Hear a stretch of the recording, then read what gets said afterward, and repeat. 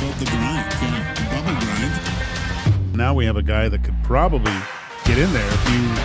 It's game day. The Edmonton Oilers hit the road once again.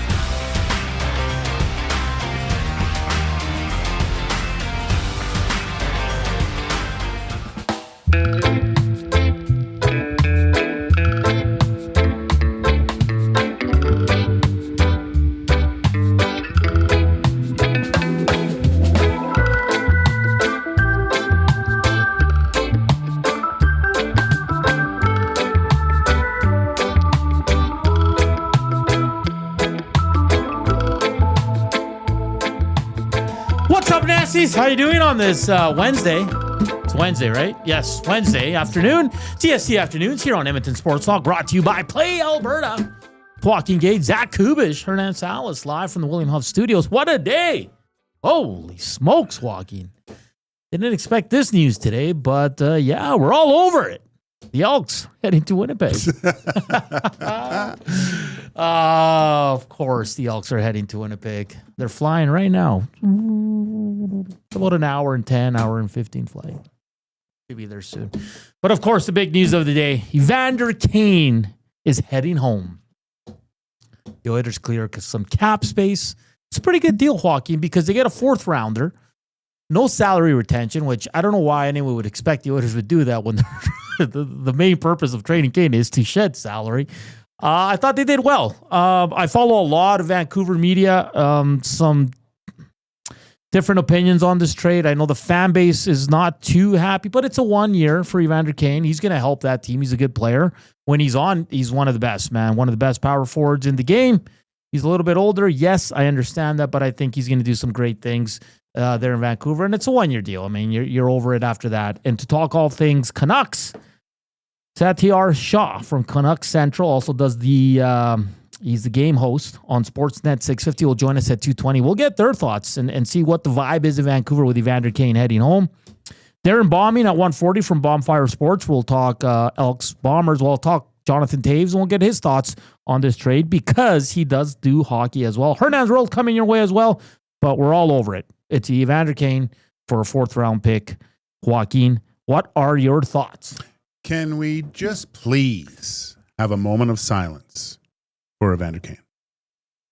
Okay, that's good. Yeah, hey, listen, man. We're going to get to it, bro. But first, Nasty Chat. Send us your messages. Slam that thumbs up. We haven't hit 100 since the Oilers were out of the Stanley Cup. We'll have 100 today. We better have 100 today. And if you're listening, iHeart, TuneIn, radio apps, EdmontonSportsTalk.com. Hit us up on the River Korean box, 780-218-9999. We want to hear from you. But all in all, Joaquin, though, Evander Kane, when healthy, was a hell of a player for this team. We'll get to the numbers and all that stuff. But your initial thoughts when you saw this morning and the return, I think this is some pretty tidy work from Stan Bowman. So let's just get everything clear. It was Evander Kane to the Vancouver Canucks for a fourth round pick without any salary retention. Yes. Am I correct in that? That is 100% correct. And you were asking me, Joaquin Gage. Yes. What do I think about this? Yes. I think the first thing that goes through my head is, okay, how are you going to replace 20 goals? Because I think a healthy Evander Kane, although he wasn't in the lineup for the entire regular season, there's... And how many goals in the playoffs? 7 goals in the playoffs, I believe. Yeah. So I just who's gonna fill the 6? Sorry, who's gonna fill the void in that respect? The other side of it is okay. We remember from 2 years ago, there were rumblings. Neither can confirm or deny that Evander Kane playing with Leon Draisaitl wasn't Leon Draisaitl's happiest moments as an Edmonton Oiler. I think there was, and I don't know if it was a personality thing, but just on the ice, it didn't seem to mesh. And you saw that season as well. Corey Perry visibly showing some frustrations with him. Frustrations with Evander Kane, and Evander Kane kind of had the looking into the middle distance during that exchange too. So.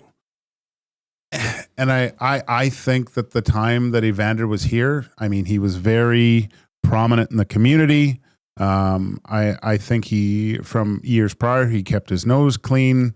And he was a model citizen off the ice. Obviously last year, really difficult for him. It is hard. It is very hard to be injured and not be part of the team. Like, you're not around them. You're usually there early and leaving before guys get, like, all these types of things. He wasn't really around the team much, right?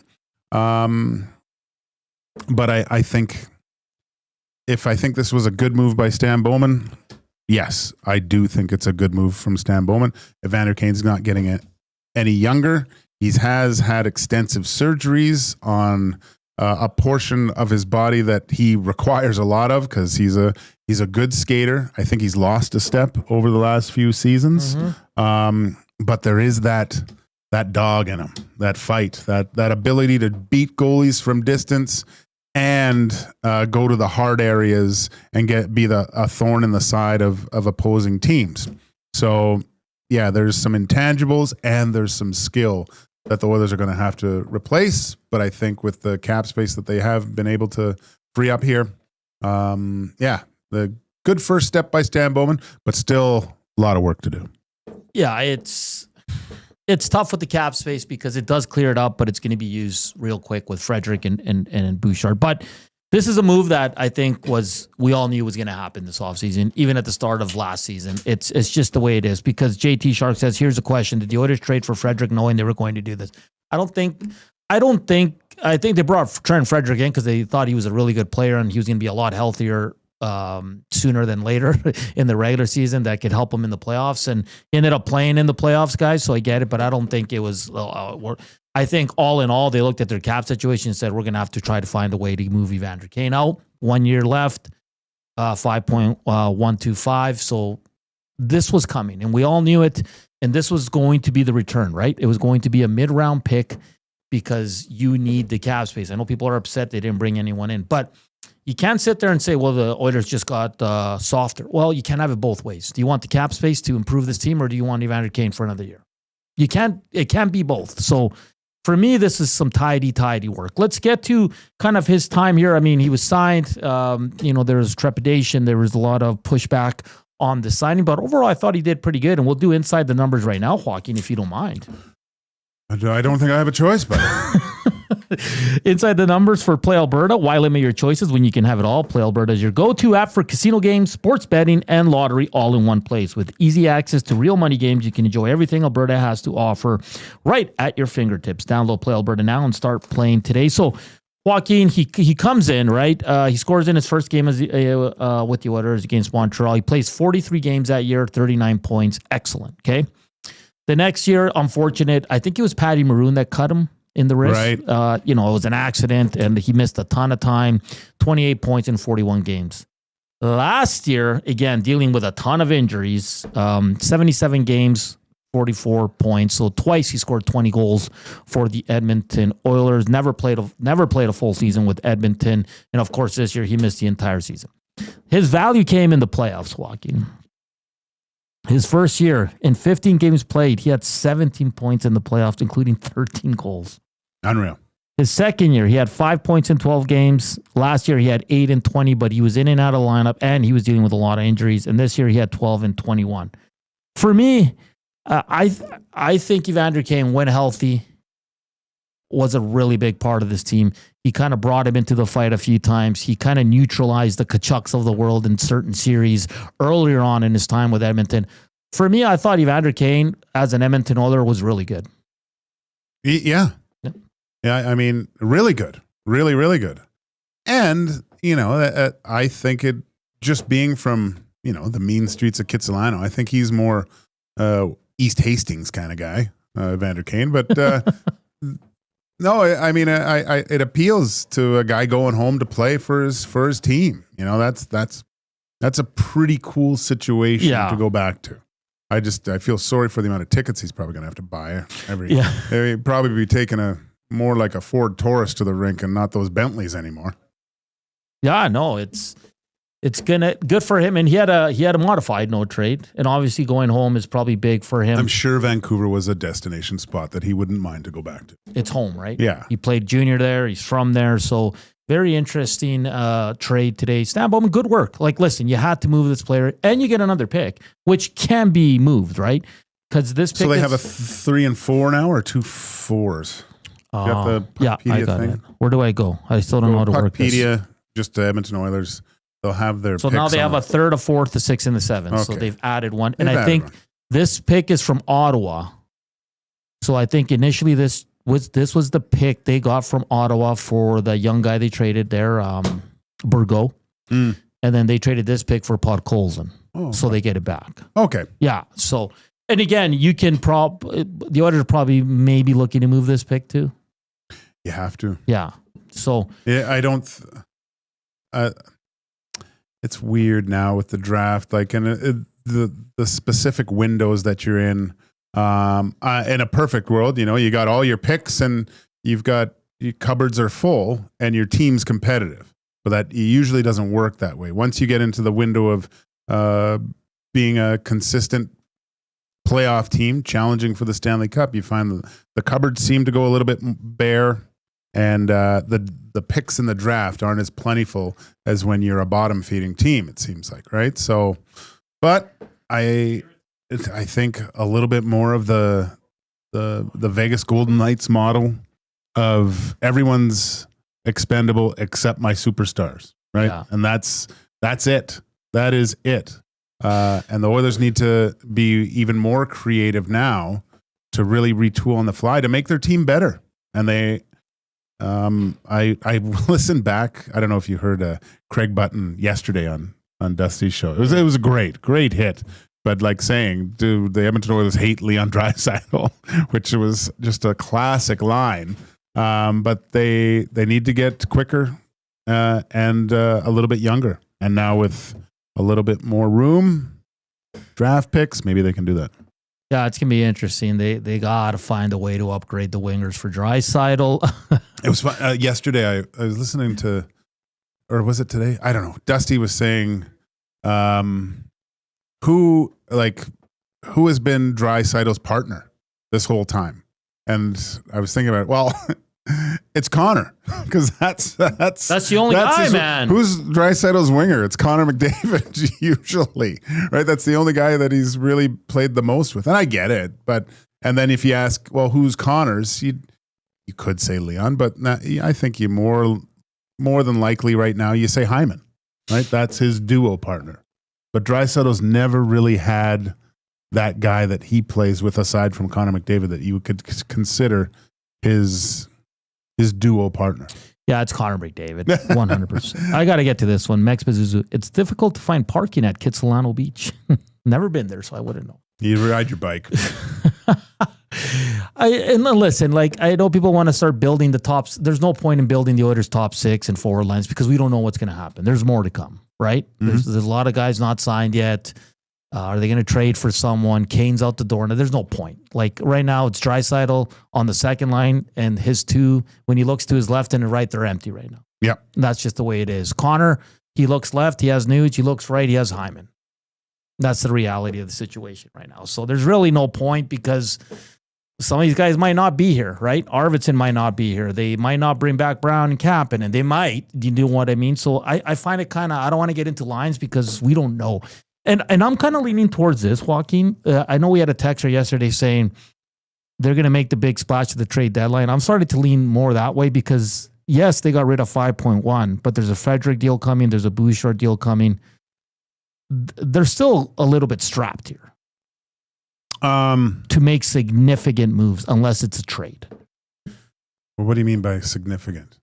Like if you're trading one of the guys that maybe says, okay, I'll lift my no movement clause and you can trade me straight across for this guy, money in, money out. You know what I mean? Like give me a name that you would throw in there. You know? Like a top six guy. Like let's just say the Oilers find a way to move Enrique. That's what, $3-4 million, and you're bringing a $3-4 million player back, a little bit younger that could potentially play with Leon Draisaitl. Then I just always, why would a team be doing that to get Adam Enrique? That's a great question. Dude, I like that. If you want Adam Enrique, don't watch the playoffs. Yeah. And this is what let's get to the inbox here because there's a few here. Bone says, the only thing that bugs me about the Kane trade is he will score minimum 4 against Edmonton next year. Yeah, probably. That's the Oiler thing to do. Trevor in Airdrie says, it's not Kane's goal production they need to replace. Who's going to replace the physical swagger he brings too? Well, Frederick's got to step up in this. Everyone does. Everyone does. So. And I'm not too worried about the physicality because I don't think you have to be overly physical. A lot of teams have won just... You hold your own. You know what I mean? Part of the beauty of Evander Kane is he played that way, but he also scored. Yeah. And in that final series against Florida, he was ineffective because he wasn't scoring and he was taking too many penalties. And so I think he got to a point where he was a little bit gun shy of that aggressive nature, because it is a thin line that he rides on, right? But he was taking those penalties, and it almost by sitting in the box, I think he kind of took a step back from that physical play. Didn't want to take another penalty, so he was, and without scoring, now you just basically have an ineffective player. Yeah, and a lot of people are saying that I guess Vancouver was on his no movement, and he lifted it. Really? Which is kind of surprising to me. Well, sometimes you just don't. Home's home, right? Yeah. Now you're home and you're in the spotlight every single day, too. That's a great point. So it's, I think, one of the reasons, I'm not completely sure, but there's a lot of guys that have come from Edmonton to play other places. And I've heard rumblings that they don't want to actually play here. It's a great place to come back in the summertime because, yeah, you're recognized by fanatic hockey fans, but you're not under the microscope. Yeah, having worn the orange and blue. Well, that's fair. And I'm seeing a few people in the nasty chat saying they're upset about this. That the Oilers, listen, you can't have it both ways. You need cap space. You can't keep Kane because then you're short $5.1 million on the gear cap. You can't have it both ways, guys. And listen, it's June 25th. We got 2 months to go here. The Oilers have a lot of time to improve their team. And it's not going to be a finished product till this trade deadline next year. Let's not overreact right now. Like, this is the move I thought most people wanted. Maddie's yelling, overreact. Next, we'll get to the cap space because it's interesting. It's, you know what? Let's just say it for the second because I think we got to clear up some stuff with the cap space here. The Oilers have a lot of work to do, guys. This is not a finished product. I agree with Joaquin. I think the finished product is going to come next March, trade deadline. Well, it has to. It's never a finished product. Like, the Oilers might have to lean on some of their young guys. Look, look at the Panthers. Look what they added. Just 2 massive pieces. Like, Seth Jones, come on. How did they pull that off? Yeah. So, that's why I love Oiler fans. Everybody was like, you got to move Kane. Now that he's moved, we're unhappy again. That's not all. A lot of people. We need Kane, and I want Vancouver to retain. I think most fans think this is a good move because it is a good move for the Edmonton Oilers. You're going to miss Kane? Of course you are. He's a special player, man, when he's on. He can score, he can hit, he can fight, he can muck it up. He does it all, man. So, yes, but good teams that are Stanley Cup contenders have to make tough decisions, and this is definitely one. Hey, the River Cree Inbox is presented by, of course, the River Creek Resort and Casino. Check out Happy Hour. It's 525 drinks available Sunday to Thursday from 9 a.m. to 7 p.m. On the other side of the break, we continue to break down the Evander Kane trade to Vancouver. We'll look at the cap for the Edmonton Oilers, who do they still have to sign, and all that fun stuff. Any questions for Hawk or I or Coop, send it to the River Cree Inbox, 780-218-9999, or on the Nasty Chat. Slam that thumbs up. We're back after the break.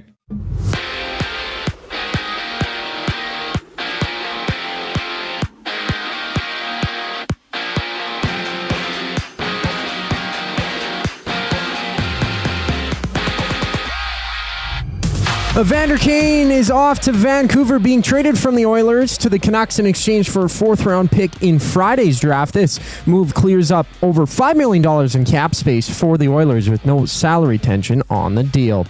Meanwhile, Montreal captain Marie-Philippe Poulin has won the PWHL's Most Valuable Player of the Year award, having 19 goals, 26 points in 30 games for the Victoire. While in baseball, the Jays rematched the Guardians.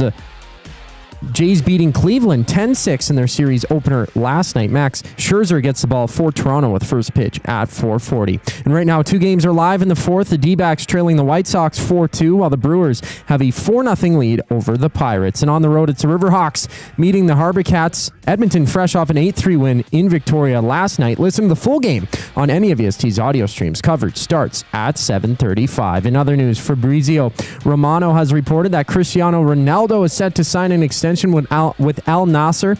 The 40-year-old joined Al Nassr in 2022, scoring 74 goals in 77 league appearances over 3 seasons with the club. Hernan and Joaquin continue the Oilers discussion once we get back from break. I'm Zachary Kubish, keeping you up to date. The Nielsen Show with Lieutenant Eric. Jamie McLennan. The style of goaltender. The guy that they acquire has to have a clean butterfly. He has to have good lateral movement. He has to have certain things that the 2 goaltenders don't have right now. You take a big swing on Demko. Now, again, Demko's spent a lot of time on the trainer's table. I would say this. I would rather take the injury risk on Demko than Gibson. The Nielsen Show with Lieutenant Eric, presented by Southport Chevrolet. Weekday mornings 6 to 9. Only on Edmonton Sports Talk. Your clear choice for Edmonton sports.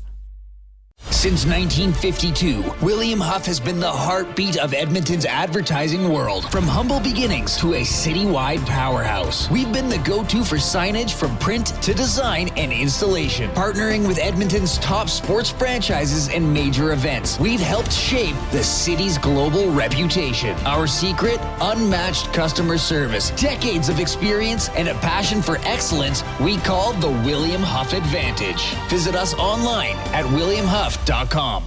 Here's to the beautiful lakes and stunning landscapes Canada has to offer. And for the kayak, camping gear, and summer toys you use to enjoy them? Need extra space? Sentinel Storage. Try 4 weeks free. Visit sentinelstorage.ca. Happy Canada Day. Sunday through Thursday, 9 p.m. to close, head to the Banquet and dive into banquet burgers, sushi tacos, nachos, and more. Late night bites, big flavors, and epic deals. The Banquet. Get real. Play hard. Summer in Edmonton means 3 things: warm weather, long nights, and plenty of sports. From the lake to the links, you can boost your summer fun with hundreds of casino games, live betting on your favorite sports teams, and access to popular lotteries. All in one app, anywhere in the province. Download the Play Alberta app today and deposit $20 or more with promo code YAG50 to claim a $50 free bet. That's promo code YAG50 for a $50 free bet on us. Redeemable once per Play Alberta account. Remember, if you gamble, please use your game sense.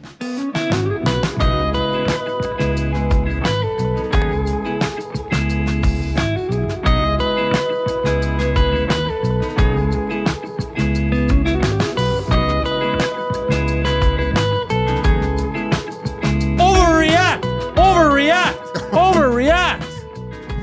Sheesh edits. Bruh, take it easy, man.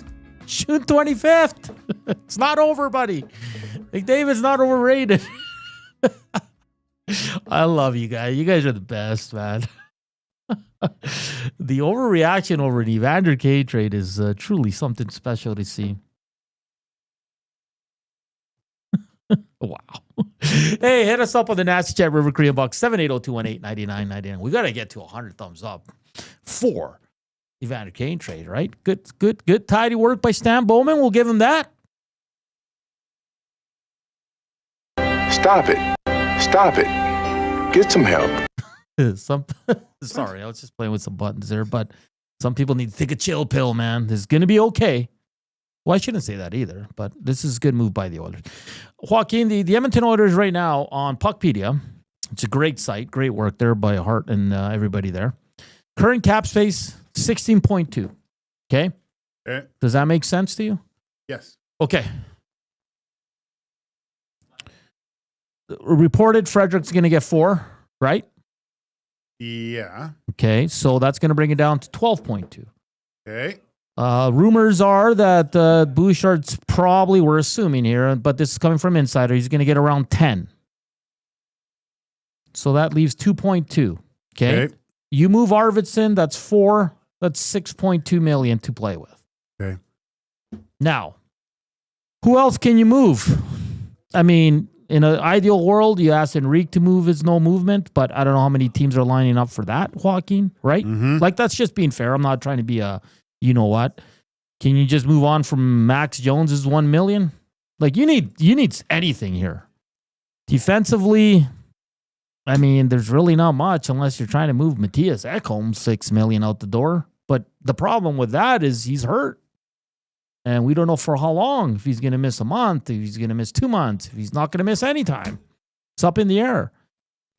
Then you look at the goalies. I mean, Stuart Skinner, 2.6, Pickard, 1 million, Joaquin. It's awesome. So you needed this 5.1 to get Bouchard Frederick done. But it still has the Oilers in quite a tight cap crunch, doesn't it?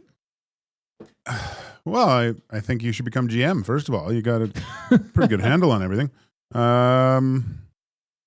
Yeah, no, it's funny. So Max Jones, $1 million. Who's the defenseman? Brown is $1 million. Like, get that off. Like, I don't know where you're. You can't. Who's gonna take him for $1 million? That's just with 2 more years left, right? With Josh Brown. Yeah. So, and it's when he goes down, there's no cap relief. Like it's still $1 million against the cap up top, right? And you brought up a good point, and we haven't confirmed it, but we checked it out, and I think Reed said yes, and you said yes. This Puckpedia cap space is with Leon's new contract. Yeah. Okay.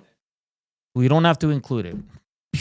If we did, then we'd be in even bigger trouble. See, for everyone a little behind the curtain, Hernan was freaking out because he thought that had to be added. Yeah. And we had to hold him down and give him 3 shots of tequila so he would calm down and then realize that okay, we're still good. We're good. Well, we're kind of good. I don't know what 6.2 million gets you these days, Joaquin. Not a lot. Well, it's almost to Sidney Crosby. You only need a little bit more. Only need a little bit more. Get rid of Brown. Max Jones. That's 2 more million. We're almost there. We're almost there. What else can we do, guys? What else can we do? Listen, guys, all kidding aside, it's tough. I mean, Matthias Janmark's making 1.4 for the next 2 years. If you can find a way to move that, I like Janmark though. No, I think that's okay.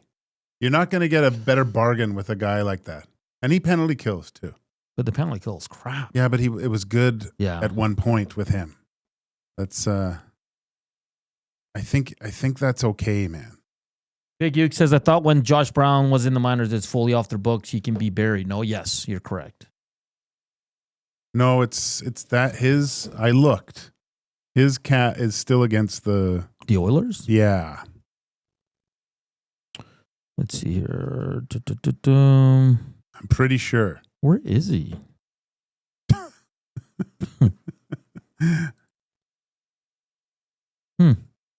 I can't find them on the Oilers or the Oh, never mind. I'm an idiot. Yeah.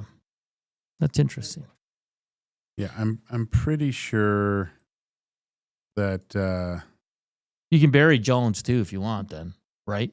I don't think you can, man. I think you can. Can you? Mm-hmm.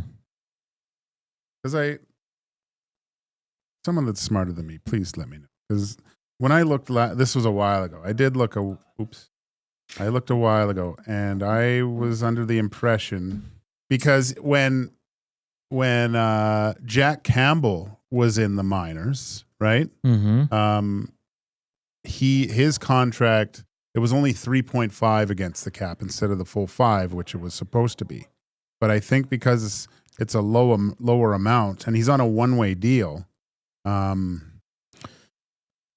a portion of his cap hit was against the actual cap. Yeah, we're gonna do some digging here. Because Penner's Pancake says yes, you can bury Jones. C-Run says, I think he has to clear waivers. I don't think Brown or Jones are getting picked up. Big Ukes, distant cousin says, I think Gager's wrong.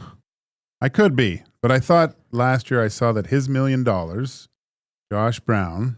Jody says, Josh Brown is listed as a non-roster D on Cap Friendly. And when you look at his cap hit. And then another one says, you can only pay the difference between their contract and the minimum contract. Okay, so maybe it was just the minimum against it? It still affects it a bit, but yeah, it's... I mean, now with Kane gone, you're going to lock up Frederick for 4. Who knows where Bouchard goes? I saw on Twitter, I saw one of the legit insiders say that don't be surprised if it is a smaller deal, like a 4-year deal, which I'm all over that. I truly like that. I don't know, man. I don't know what you do with Bouch. I don't know if you go 8. I don't know if you go 4. It's going to be a lot of money either way. But he's going to get paid. He's going to eat up a lot of what's left in their salary cap right now, which is, according to Puckpedia, that's what we're going off, 16.2. And that's not including the reported Frederick deal and the reported Bouchard deal, which we don't know yet. Nothing's been official, but we can assume 10 and 4. That's 14. That leaves 2.2. I think Arvidsson's the next domino to drop here for sure. And what happens first, the Arvidsson trade or the Bouchard contract? Ooh. Well, you'd hope it would be the Arvidsson trade, right? Well, no. I don't know. It's like if you get the Arvidsson deal done, then if I'm Bouch's agent, I'm going, well, you got more, so let's give him more. If you don't have it done, they go, hey, we just have this to work with. So, right? Yeah.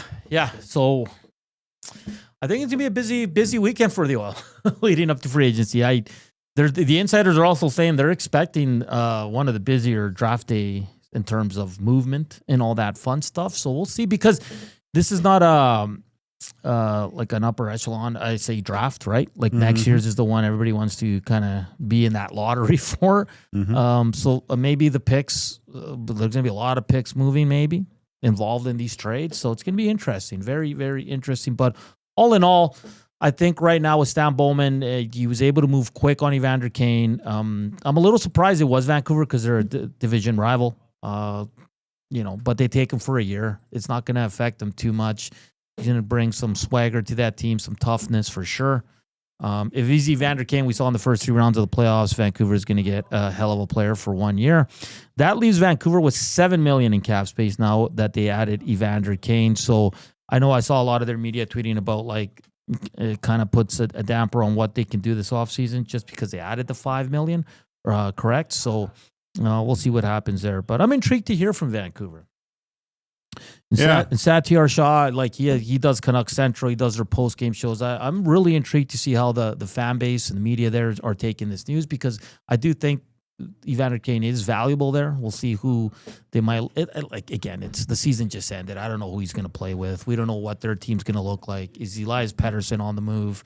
Who knows, right? And what are they going to add? What are they going to delete? So there's a lot in the air. So talking lines right now, I think it's a little silly right now, because we don't really know what's going to happen. So we move on. I mean, the Edmonton Oilers, Stan Bowman, Jeff Jackson have some work to do. Next up is Arvidsson, and it's probably going to be similar, right, Joaquin? It's probably going to be a mid pick, because you're not bringing a player back. I just got some clarification. Okay. I just asked ChatGPT. So, cap relief when a player is sent down. As of the 24-25 season, if a player on a standard NHL contract is sent to the minors, the team receives a cap credit or relief up to the buried threshold, which is $1.225 million for the 24-25 season. So, example, if a player's cap hit is 1.2 or less, the entire cap hit comes off the books when sent to the American Hockey League.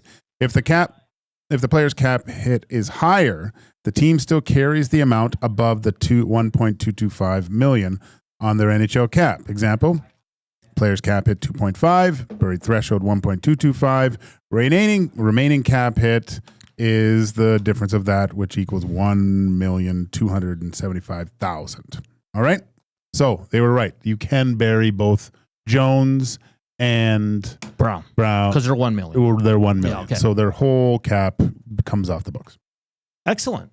Well done. Thanks for that, Gager. Thanks for looking into that. Thank you for breaking that. Jody says probably have to retain on Arvidsson. No, then you lose the whole purpose of it. What?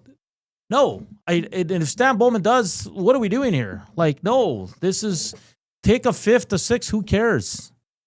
You want the money off the books. You can't retain, guys. He's lost the plot. Like, you can't. So Jay Skins is gone as well then? Oh, yeah. Jeff Skinner was gone in January. Yeah. Yeah. He's not coming back. He didn't work out. Which is, you know what? He didn't play bad in that last. He was good, man. He was good. Yeah. I mean, he mucked it up. He had a little bit of a jam to it. Yeah. I didn't mind. Listen, I was a Jeff Skinner guy all year, but he wasn't a Knobloch's guy. I don't think he's a Bowman guy. There's no way they're bringing back Jeff Skinner. There is no way. No, I don't think so. I do not think so. Haji says, can't believe nobody is discussing the Derek Ryan extension.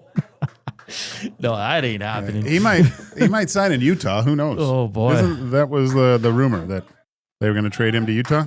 Raider Jesse said you could bury Janmark and play a guy making league minimum and save the difference between 1.25 and Arvidsson's deal. Yep, that's kind of what Gager was. Luke in Cowtown says, I believe you can move up to 1.25 without a penalty. That's what I just our guy just said. Yeah, a lot of people coming in, but Gager just confirmed it with ChatGPT. I thought there was depending on the age of the player or something. But no, it's all right. So but that might be a different number for next year, right? It might be a little bit more because it does say for 24-25 that was the threshold, right? So Brown is so bad that the Oilers signed him because they knew no one would pick him up and they can call him up in case of emergency. Only logical reason. Whoever the scout was that brought this to the table. Oh, boy. Yeah, that's a tough one, man.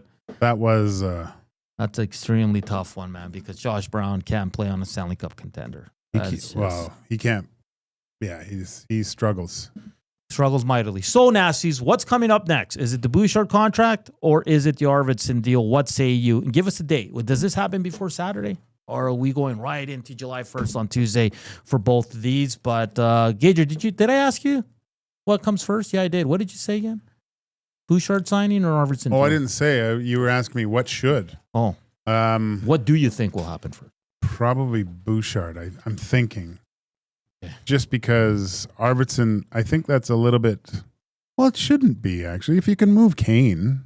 And he's a player that if you look at the Vancouver roster, that's kind of what they need, too. Losing Miller...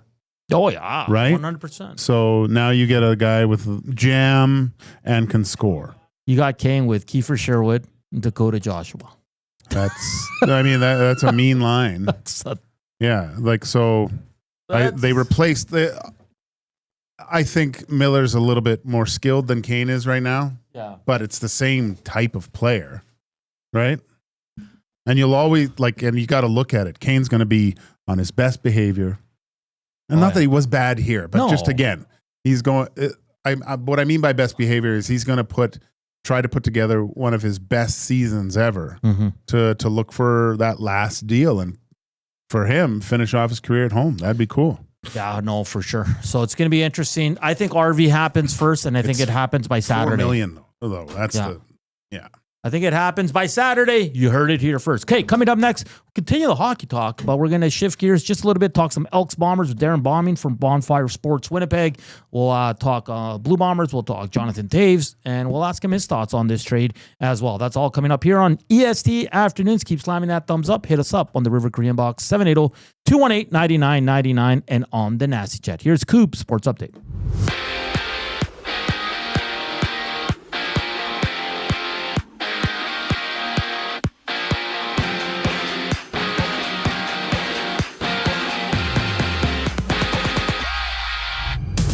The Oilers have traded Evander Kane to the Canucks in exchange for the 117th overall pick in Friday's draft. On the deal, there's no cap retention for the Oilers, freeing up $5 million in cap space. The fourth rounder acquired in the trade originally belonged to Edmonton, with the team swapping the pick last August for Vancouver's Vasily Podkolzin. In the PWHL, Marie-Philippe Poulin of the Victoire won the Billie Jean MVP award for having 26 points in 30 games out in Montreal. Elsewhere, baseball has tons of action. Toronto battles Cleveland at 4:40. Max Scherzer gets a start for the Jays. 2 games are live right now in the 6th inning. White Sox lead the D-backs 4-2, while the Pirates trail the Brewers 4-0. And for the Riverhawks, they rematch the Harbor Cats. Edmonton winning 8-3 yesterday. Catch the action on any of EST's audio streams, with coverage starting just after 7:30. And according to Fabrizio Romano, 40-year-old Cristiano Ronaldo is set to sign a 1 or 2-year extension with Al Nassr. This sports update is brought to you by the Edmonton Elks.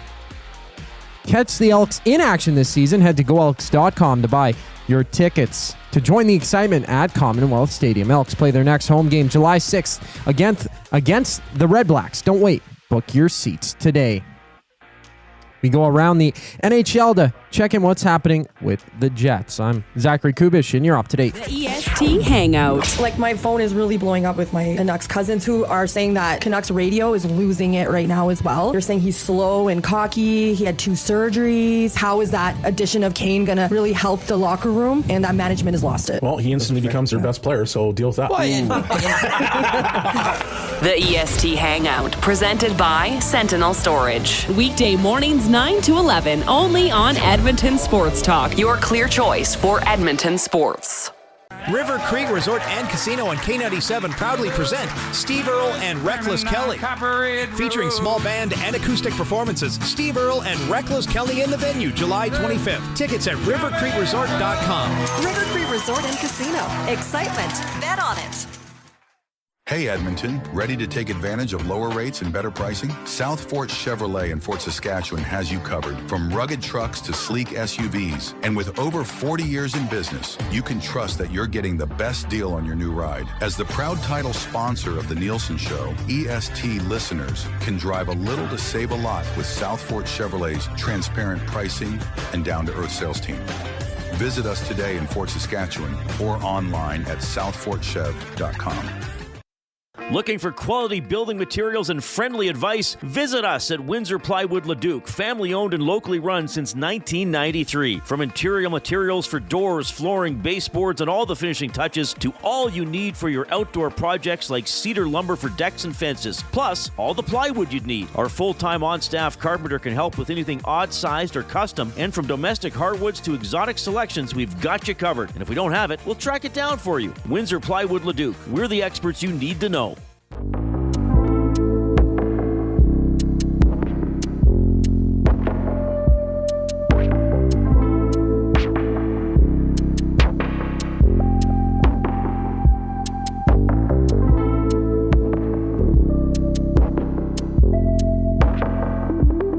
1:44. Welcome back to EST Afternoons here on Edmonton Sports Talk. Portion of this hour brought to you by the Canadian Brewhouse. Make your birthday legendary at the CBH. Epic food, killer drinks, and a vibe you can't beat. Book your party now. The Canadian Brewhouse. Our house is your house. My birthday's coming up. Gage, are you going to come to my birthday party? I don't go to Chuck E. Cheese anymore. You'd come up. I know you would. Celebrate with this old dog. What do you do for your birthday? Jumpy Castle? No, I don't do much. It's usually dinner, the fam, the GF, and yeah. But I might do something like with everybody, like one day, like go have some beers or something. Nothing crazy. We're old. All right. Okay. We old. Sorry, I'm calling you old. I am old. Are we good with Darrin, Coop? No, not yet. Okay. We'll have Darrin Bauming on shortly. All right, here we go. Darrin Bauming, Bonfire Sports Winnipeg. Darrin, how you doing, my friend? I'm well, fellas. How are you? Good. So funny story. I was I texted the GF and I said she loves Evander Kane. I go, the Oilers just traded him, and she's like, why? So I'm explaining, and I sent it to Darrin instead. And Darren's like, I like the trade. I'm glad it was an Evander Kane text. That's all I'm saying. Text me the GF. Lots to get to, Darrin. We will talk some football. Let's start with hockey. Just your initial thoughts on the Kane trade here to Vancouver. Here in Edmonton, I think is some tidy work by Stan Bowman, getting some cap relief for this team that doesn't have much. But just any thoughts on the trade for you? Yeah, honestly, I think it works for both sides. The Vancouver Canucks are kind of in dire need of asset influx, right? They need an injection. And, the Elias Pettersson trade speculation and all those sorts of things, like they need more talent. They need more assets. And, to get someone like Evander Kane, I think it works for him as well, right? Yeah. He's a Vancouver guy to play in his hometown. I'm sure, I don't know if he had like a no move or no trade or whatever, but probably a no brainer for him to go back home and, play in front of friends and family and be close to home again, something he's never really had in his career. And for the Edmonton Oilers, like you mentioned it, you guys would be able to speak to this better than anything. To free up that big chunk of cap space is a great thing. We know the Edmonton Oilers are that close. Yeah. So they've got to make some changes. They've got to make some moves. It's really something when, they lose 2 years in a row to a team that has been in the Stanley Cup final 3 years in a row. And it's like, I imagine Oilers Nation is feeling like, man, imagine just why did a team have to be like at the absolute peak dynasty level right when my team, an Oilers fan, would say we're there too. So it's tough. No doubt. Darrin, was this, the loss of Miller through the Canucks, do you look at this as kind of replacing that grit, that sandpaper of bringing some guys into the fight with the Vancouver Canucks after that trade last year? Yeah, that's a good point. That's a good point, Gager, because, I saw a lot of Evander Kane here in Winnipeg, right? He was a draft pick of the Atlanta Thrashers and played a lot of years and development years, right, where he was kind of finding his game. Is he purely a goal scorer? Is he a shoot-first guy? Well, yeah, he really was when he was here. But that power forward element, that grit and sandpaper you talk about, he absolutely brings that. Maybe Vancouver needs a little bit of more of that. You got to kind of wonder where he fits in their forward core and who they might pair him up with, amongst the forward trios. It'll be interesting. But yeah, Evander Kane brings a lot of different things. A lot has been said about Kane and his personality and his locker room dynamic. There was definitely a malignment here in Winnipeg. I'm choosing my words carefully because it's an absolute powder keg talking about Evander Kane to this day in Winnipeg, right? But that personality of his, I have no doubt has changed. I imagine he's been humbled a little bit with his financial situation changing drastically, his health and all the surgeries he's had that you guys all know about very well. Fresh starts can be good things. Evander's had a lot of fresh starts, but maybe being close to home and a fresh start there will be good for him. Yeah, and it was more good than bad here for Evander Kane. Oh, for yeah, sure. definitely. So, he was a good Oiler for sure. One last hockey question, Darrin. Winnipeg Jets last week making the news. Jonathan Toews obviously signing there with the team. He's from there. He's coming off not playing in a while, but I know Winnipeg, the big question is they need a second line center. Is Toews looking, are you guys looking at Toews to be that guy? I'm not sure. Yeah. I don't know if he is, because it's a big unknown, right? He hasn't played in a couple years. He's 37 years old. And look, we know what you get in Jonathan Toews off the ice and between the ears, right? They didn't call him Captain Serious for nothing. He takes it. This is for real for him, right? This isn't, I'll see, I'll go home and play for a bit. Maybe I'll make the team. No. Jonathan Toews, I have no doubt in my mind, he is in incredible shape. I've heard that he's been skating a lot. And, when it gets to a point with long COVID and the mental health and all those things that probably played into him stepping away from the game for a couple years, when you go to Asia and India or wherever he was and do like a crazy detox and do all these things, he's probably in better shape today than he was 2 years ago, pre-COVID and injury and health issues, right? So, are they going to say, okay, JT, you're second line center? right off the gate? I don't think so. This is the president winning Winnipeg Jets, and it looks like they're going to lose Nikolai Ehlers in free agency, but they are stable. This isn't a team that is like needs an answer right away. What I more look at is their captain, Adam Lowry, getting surgery soon after the season ended and him not being ready to return until probably December. So right now I look at Jonathan Toews as more likely a third line center to be that responsible two-way guy that he has been his entire career. They don't need him to score 65, 75 points. If he does, awesome. If he becomes a second line center in time, great. But I think what they want is a stabilizing piece, a veteran that will bring that leadership, that captain serious mentality to already a very strong locker room, and a winner, right? This playoff run was better than last year's playoff run when they, won game one and then essentially got swept by the Colorado Avalanche. It was a disaster of a year when they were the fourth best team in the league. They win the President's Trophy last year, and Braden Shen, their trade deadline acquisition, was their only Stanley Cup winner inside that locker room. He has that pedigree. He has that experience. And I know he's excited. He was posting on Instagram yesterday, all the childhood pictures of him in all his Jets 1.0 gear in the 90s, which was pretty cool to see. Darrin, let's look to the game tomorrow. Bombers Elks. Is this a case? We all saw what the Bombers did last week. They come off a short week here, so maybe a little bit of an advantage to the Elks here. But is this a case of a team just making sure they take care of business? You got an Elks team that's still trying to figure things out with the amount of changes throughout the organization. But is there a chance that maybe the Bombers are looking a little bit too far ahead of this game, recognizing that the Elks haven't been as dominant as they were in the past over the last few seasons? To answer your question, based on history and how Mike O'Shea runs things and the veterans on this team and what they talk about, there's no chance they're looking past the Edmonton Elks. No chance at all. This team is so disciplined mentally. It's frankly insane, right? They know that it's about winning this week. They're not looking past. They're not thinking about the bye week or whatever it may be the next week. They are focused on their opponent. Yeah, it's a short week, and they're going to dress the exact same roster as they did last week in Vancouver.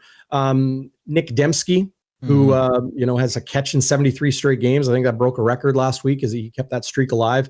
He's a game time decision, but they got depth behind him. This is what I'll say about the Blue Bombers. They're going to be a tough team to beat every single week, no matter the opponent, whether it's at a sold out Princess Auto Stadium. I think they said they had like 700 tickets left. Yeah. Tomorrow's game. It's insane that it's like 7 straight sellouts in the regular season now. But the defense is playing incredibly well. You look at the sack numbers aren't there. The INT numbers maybe aren't there, but they are forcing fumbles. They are taking the ball away. They have had picks. This defense is probably the best phase of this Winnipeg Blue Bombers team. And that's saying, nothing about an offense that has, weapons all over the place. And when the MOP, Brady Oliveira, goes down to injury in week 1, no problem. University of Alberta product. Matthew Peterson runs for like 135 yards or 140 yards in his pro debut. And then they used a 2-headed monster with American Quentin Cooley last week. They really do play complementary, well-rounded football. It's a short week, but the Edmonton Elks, I always enjoyed talking with and covering JC Sherritt, watching him when he was a linebacker for Edmonton for so many years and so great. He's got a lot of work to do with that defense.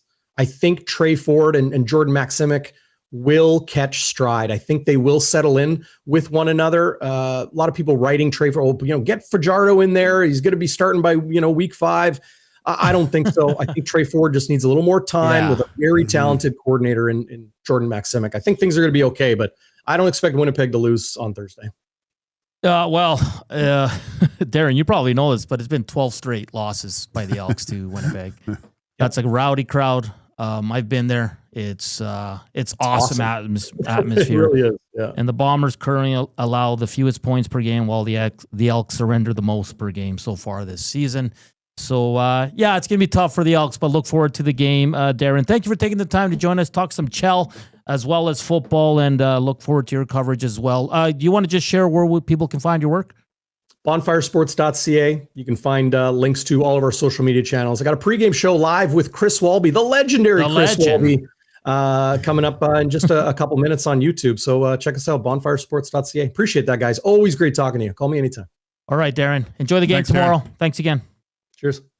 That's Darrin Bauming from Bonfire Sports Winnipeg, working with Chris Walby, legend. Well, the one thing I just popped into my head when he started talking about Toews there, maybe not to Winnipeg Jets fans, but to me, when I see him in a Jets uniform, it's going to be weird. It's so weird. So weird. It's like, I still find Patrick Kane weird in the teams he's been. Yeah, like it softens the blow maybe in a Detroit jersey. I don't know why. Yeah. But yeah, no, I can't see Jonathan Toews in anything else but a Blackhawks uniform. Yeah, it's weird. That's weird. Very weird. Imagine when he goes back to Chicago. Oh, the only game they'll probably sell out. I will say this though. I agree with him. I don't think you can go into the season with Toews as your number 2. No. Because I'm seeing some people in Winnipeg saying, "Oh, they got their number 2 center," and I'm like, "Ooh," because, like you said, it's a big unknown right now. He's been away for a while, man. Yeah, but I don't think you want to. I mean, he is Captain Serious. I know that he wants the responsibility, but I don't think you have to thrust that upon him. Yeah, exactly. Don't do that. I mean, it's the same thing with the Brad Marchand kind of scenario where he goes to a team, slides into that third line role position and flourishes because, he doesn't have the pressure of being top 6 anymore. Yeah. I think if you can put Toews in there, he'll be better suited to have a little bit more success, I think. Yeah, like bring him in slowly, and he can moonlight in your top 6. And who knows? Maybe by the end of the year, he's there, right? He's there, exactly. But you want him to earn it, not to be just proclaimed second-line center. 100%. The afternoon inbox is presented by the River Cree Resort and Casino. 4 great shows coming this summer. The Lightfoot Band, July 4th. Ian Munsick, July 5th. Bay City Rollers, August 7th. And Jake Owen on August 15th. All you got to do for tickets is go to rivercreeresort.com or hit up the River Cree box office. Up next, Hernan's Road. It's Oiler theme, so don't go anywhere. We're going to have a lot of fun with that. And at 2:20, Satiar Shah from Canucks Central joins us to get their side of things. How are people feeling with Evander Kane landing in Vancouver? The fun continues here on EST Afternoons. Reminder, Reed Wilkins is back. He'll be with Jay Milne from 3 to 6. We're back after the break here on Edmonton Sports Talk. The Lock Shop. Do you think the Canucks are going to get a pretty good player next year? Well, I mean, listen, he's going to be very motivated to have a good season to get another contract for sure. Kane is one of those guys where you pretty much know what you're going to get. There's a lot of things that you love. There's a few things that you don't. It's just part of the package. But if it works out well for Evander, he might have found a nice place to finish up his career for a few years playing in his hometown. The Lock Shop, weekday mornings at 11, only on Edmonton Sports Talk, your clear choice for Edmonton sports. The NHRA Hot Rod Heritage Rocky Mountain Nationals return to Red Torque Raceway, featuring racers from across North America in nitro funny cars, fuel-altered Pro Fuel Harley, alcohol dragster, and 7,000 plus horsepower ship cars. The Rocky Mountain Nationals, July 11th to 13th at Red Torque Raceway, located west of Highway 2 on Highway 19 at the Edmonton International Airport, with weekend camping available. Tickets and info online at radraceway.com. Celebrate your birthday at the Banquet Bar. Enjoy great drinks, amazing vibes, and unforgettable memories. Download the Banquet app and get a free pizza pie on your birthday. Book your party today at thebanquetbar.com. You know Dawn. Everyone knows Dawn. Dawn from Frontier Cartage. That's right, it's me, Dawn from Frontier Cartage, where we're setting the standard for cartage service in Edmonton and beyond, offering city cartage, Alberta highway, short haul deck, and more. My team and I are bringing our years of industry experience and expertise to every mile. Join Dawn and her boys in a new chapter in transportation excellence, dedicated to exceptional service. Call Dawn at Frontier Cartage, 587-222-5826. You've heard the name, but what does it mean? For over 66 years, William Huff Advertising has supplied signage from screen printing to digital to LED with design, production, and install in-house. It's a one-stop shop for all your signage needs. Edmonton owned and operated, William Huff has been trusted by the biggest companies and teams in the City of Champions and many others across the country to do the job. If you're looking for a way to get the word out about your company or event, they are the answer. Go to www.williamhuff.com. Their results speak for themselves.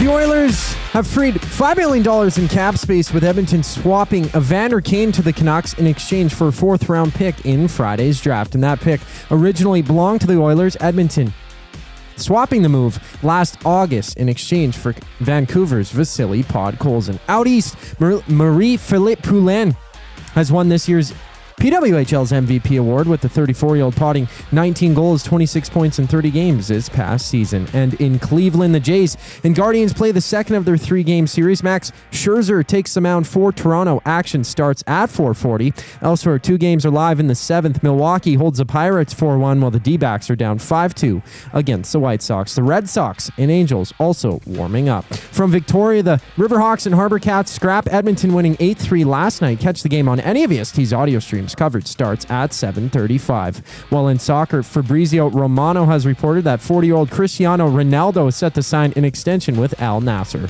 I'm Zachary Kubish. That was your sports update. The second hour of EST Afternoon starts right now.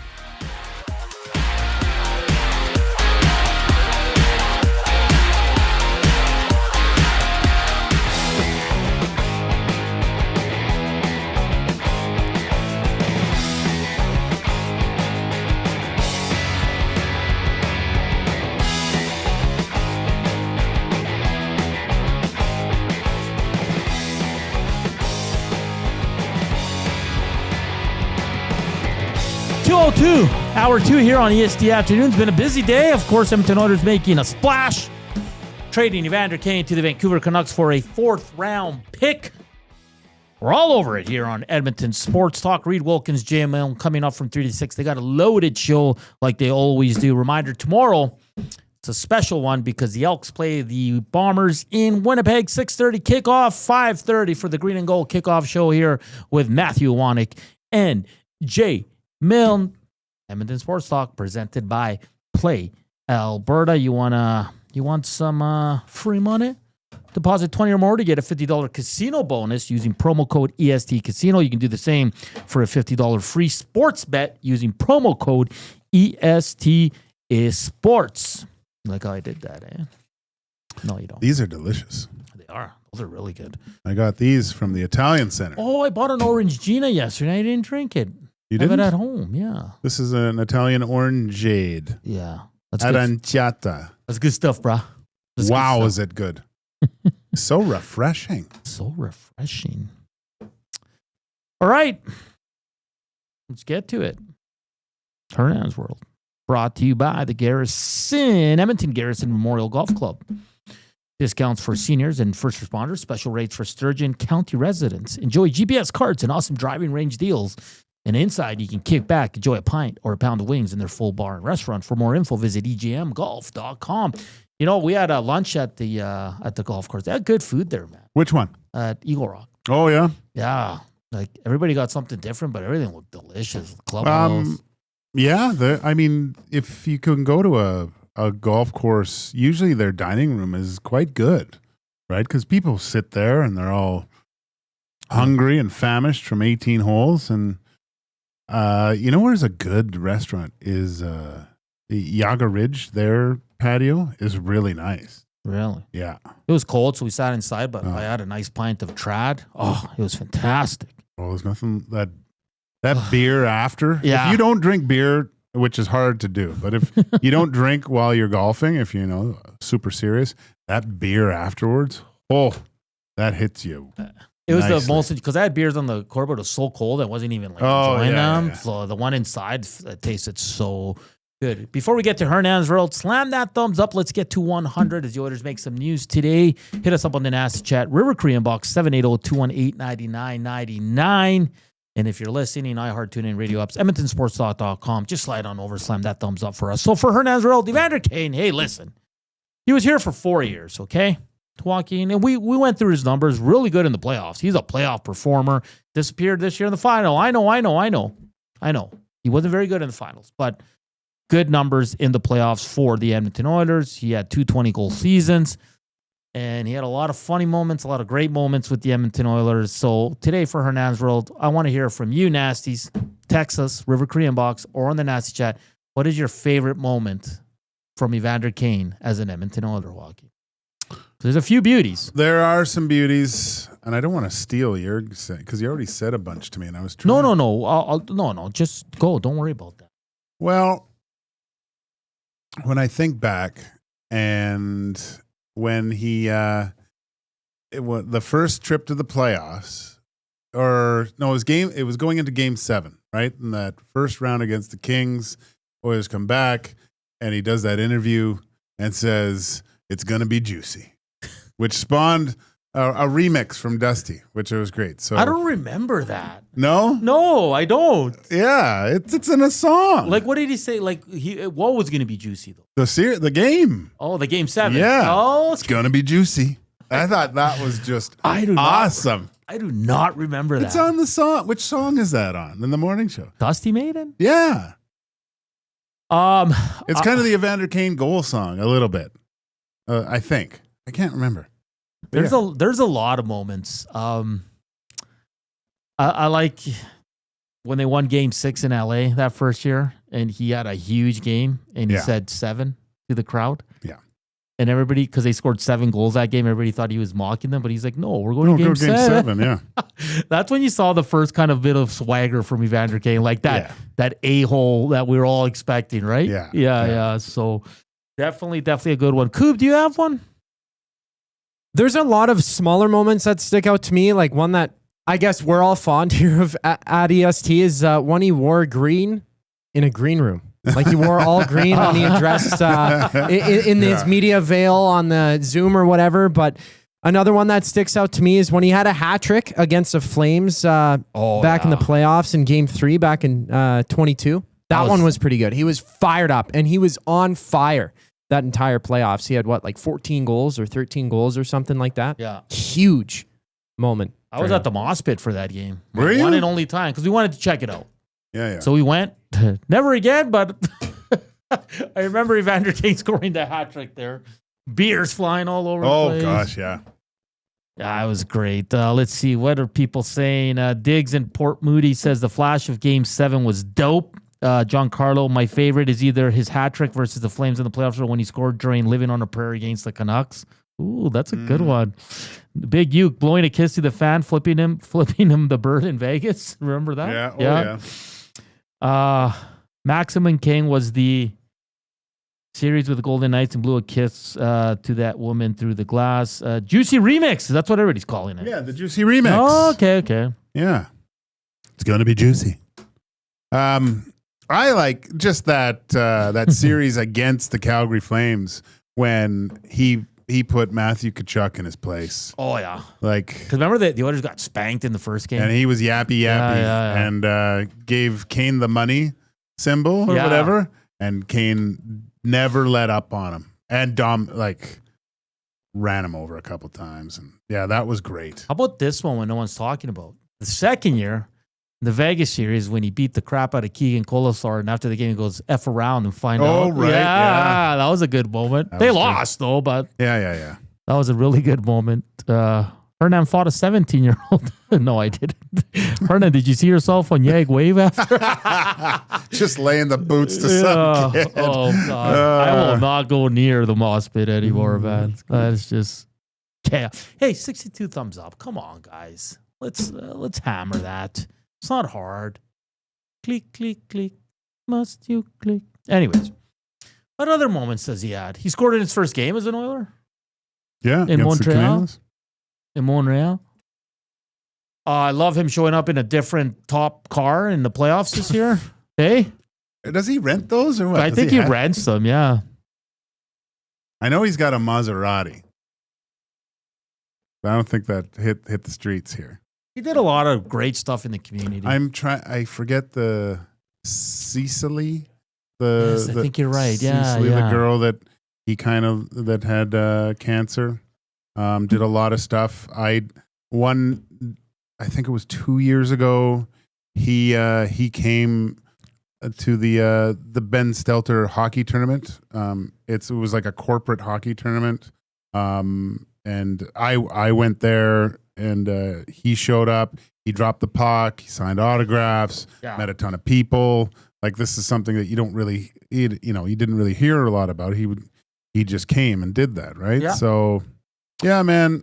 I mean, for everything that happened in the past, and Darrin talking about it, it was a turbulent time in Winnipeg, I think, for him. He was still quite young, sometimes young, done a bunch of money. Immaturity, but I mean, he's a father.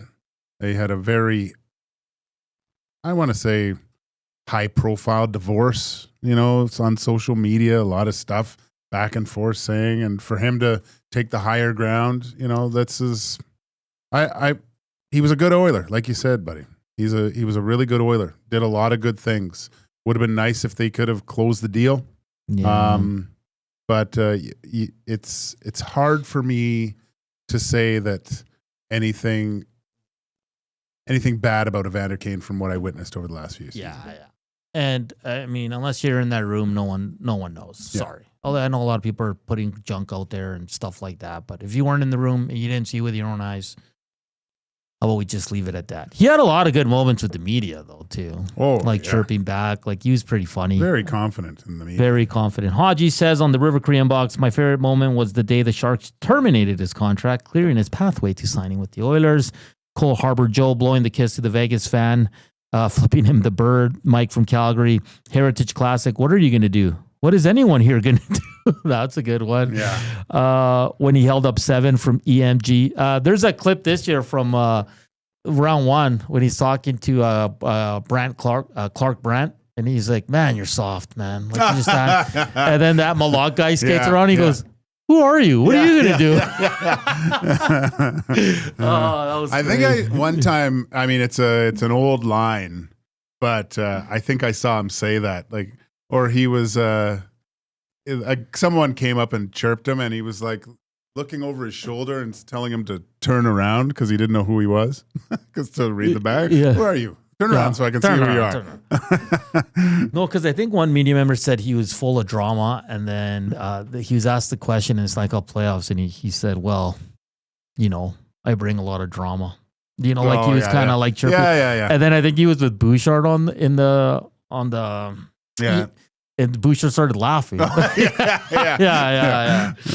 He was. Listen, man. I know he has a lot of issues off the ice, and it's been well reported and documented. But I thought as an Oiler, he was pretty damn good. I mean, again, I don't know the inner workings of the team.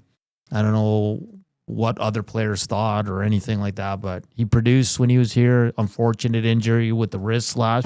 That was tough. I mean, that's just accidents, man. Freak injury. Yeah. And then all the surgeries this year, but he came to the playoffs and he was awesome for 3 rounds, man. He was really, really good. Just look at his playoff numbers, guys. Like, the stats don't lie. He was absolutely awesome. So what is your favorite Evander Kane moment? It can be with the media. It can be on the ice. It can be his charity work. It can be him rolling up in, what was he rolling up in? Like Rolls Royce, Lamborghini. I think, was there a Bentley? I want to say a Bentley, but. Yeah. No, that was, I think he Ubered to the game in Vegas in a Bentley or something. And again, like, it's on the ice, I thought he was good. Again. So, yeah. I mean, he moves on, goes home. He's going to play a top 6 role in Vancouver. Yeah. He's gonna be feisty. He's probably going to score some goals. Looking at their top 6, DeBrusque, Hoglander, Pedersen, Garland, Hedl. I mean, we brought up Dakota Joshua, Kiefer Sherwood, who are a pain in the ass to play. You add Evander Kane to that mix. That's a pretty feisty group for sure. So, yeah.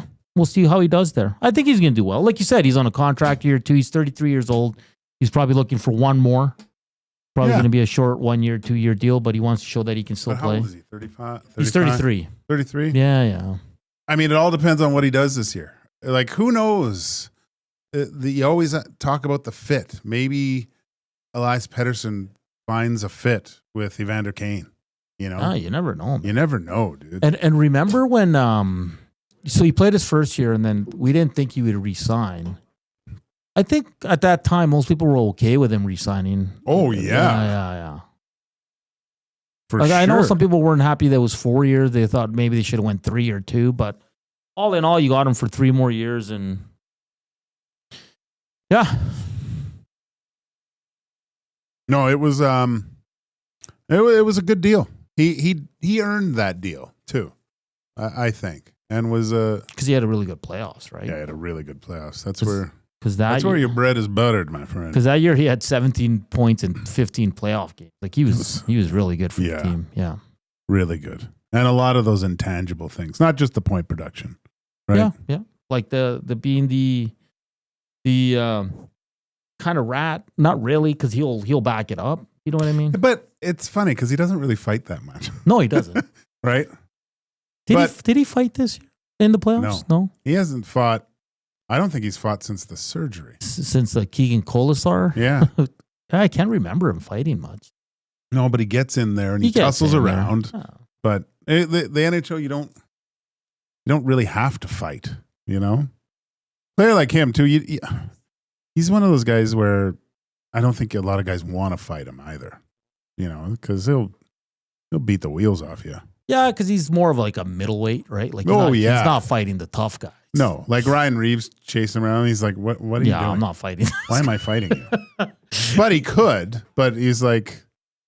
Yeah. And I think on top of that, like, well, with the wrist injury, he came back, he wasn't going to fight, right? Yeah. And then this year, he missed the whole year. But I think at the same time, he also realized, like, I don't need to be fighting. No. Like, there's a portion of your game if you still get in there.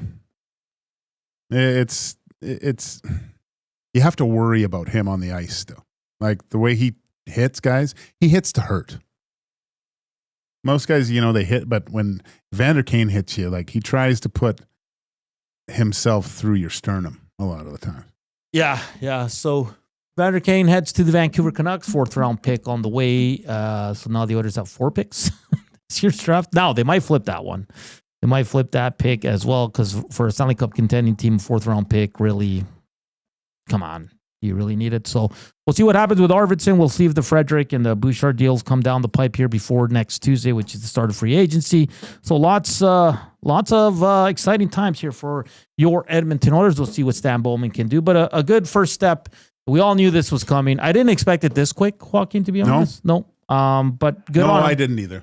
Yeah, good on him. He was able to move him, and by some people are saying that I guess Vancouver was on his no movement clause list. So interesting that he lifted it, but he's going home. He played his junior hockey there, and we'll see what happens. But up next, we will head to Vancouver and get their side of things and see how the vibe is in Vancouver. Getting Evander Kane.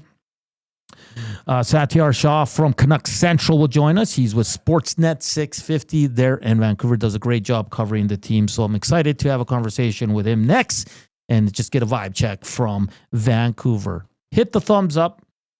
Hit us up on the River Cree inbox. And the Nasty Chat. That was Hernan's World for the Edmonton Garrison Memorial Golf Club and Curling Club. And we head to Vancouver next here on EST Afternoons. Here's Scoop Sports Update.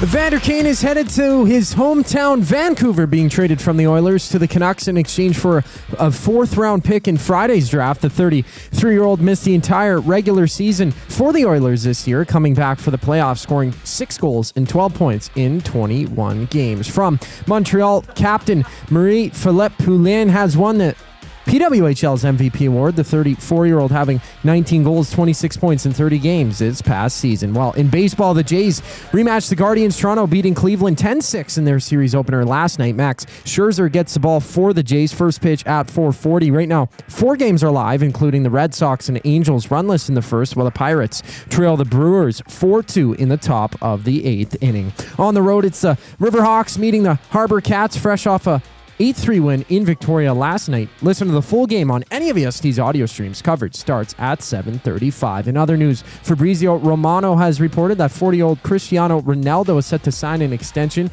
with Al Nassr. This sports update is brought to you by the Capital Care Foundation. Financial support deeply affects residents at Capital Care, whether it's a one-time donation or monthly contribution. Every penny counts. Find out how you can donate at Capital Care Foundation.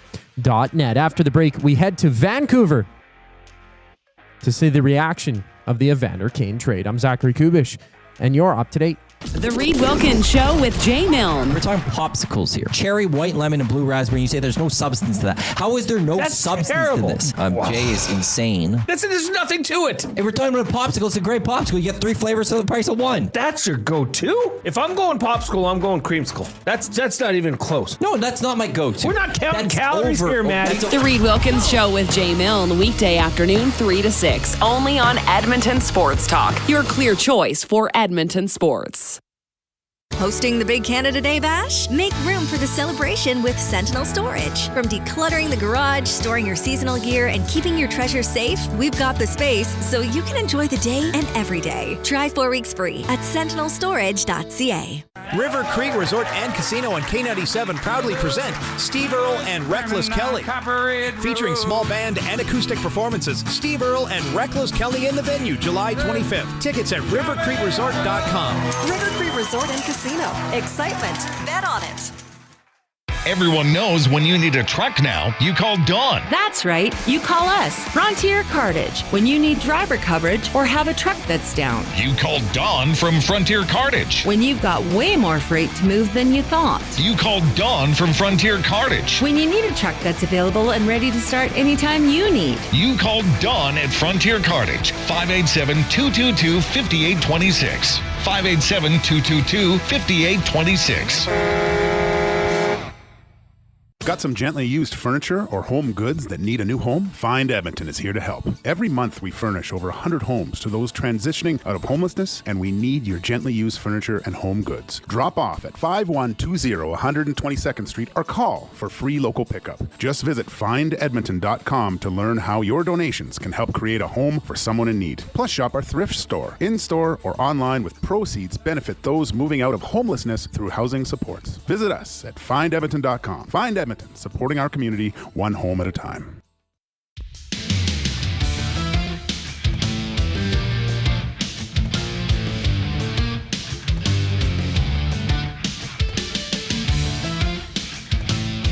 All right, 2:23 as we roll along here on Edmonton Sports Talk. It's been kind of quiet up until this morning.